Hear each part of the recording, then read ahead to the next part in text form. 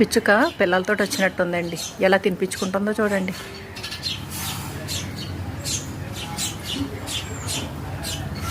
Family మళ్ళీ ఇక్కడికి చేరినాయండి.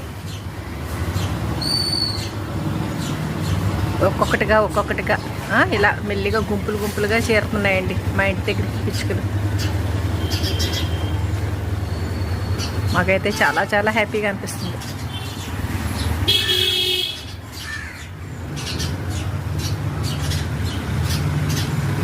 ఎంత చక్కగా తింటున్నాయో.